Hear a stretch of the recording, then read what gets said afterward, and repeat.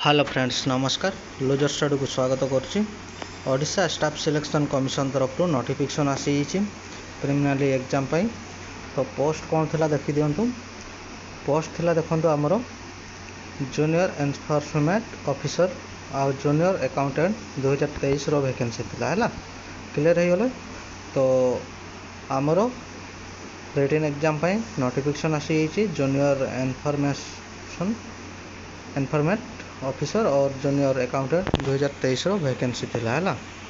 आउ written exam पाई notification आसी date होची 7/12/2024 रु 11/12/2024 पर्यंत हबो हला। 7 डिसेंबर रु 11 डिसेंबर 2024 पर्यंत हबो। आउ गोटे सिटिंग रे हबो 100टा क्वेश्चन रहबो 100 मार्क हला 2 घंटा टाइम। आउ नेगेटिव मार्किंग अछि 0.25 क्लियर हे गेले। तो जो भाई भाई मैंने भी जान नथिबे ताकर गुटिके जणै दियंतु नोटिफिकेशन विषय रे हला।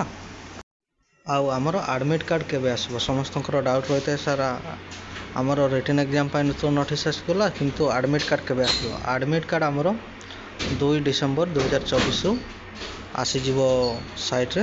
2 डिसेंबर 2024 रो निजर यूजर आईडी और पासवर्ड पके के डाउनलोड कर पारिबे। मु तळे लिंक दे दोछे लिंक जाई के डायरेक्टली साइट को आसी पारिबे हला क्लियर हे गेले।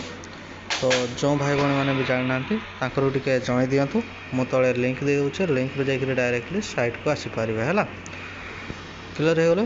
आउ जो भाई भाई मैंने जान ना ताकर को भी टिके जणै दियंतु। मु तळे लिंक दे दोछे लिंक रे जाई के डायरेक्टली साइट को आसी पारिबे। आउ वीडियो जदि भलो लागुताय लाइक शेयर कर दियंतु। आउ एपर्यंत जदि मो चैनल को सब्सक्राइब करनांते सब्सक्राइब कर दियंतु।